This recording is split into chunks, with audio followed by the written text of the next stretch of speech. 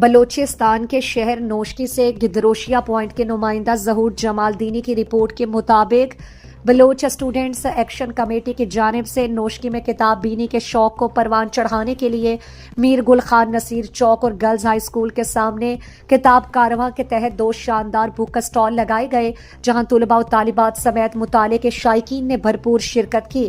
Book stall پر مختلف موضوعات کی کتابیں نمائش کے لیے پیش کی گئیں، جن میں ادب، تاریخ، سیاست، سائنس اور دیگر اہم موضوعات پر کتابیں شامل تھیں۔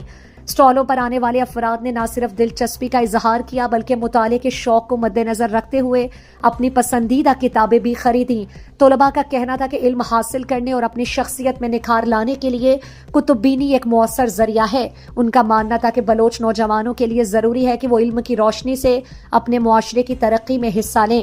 بلوچ اسٹوڈنٹ سیکشن کمیٹی کے نمائندوں کا کہنا تھا کہ یہ اقدام نوجوان نسل کو کتب بینی کی جانب راغب کرنے اور تعلیمی شعور کو فروغ دینے کے لیے کیا گیا ہے۔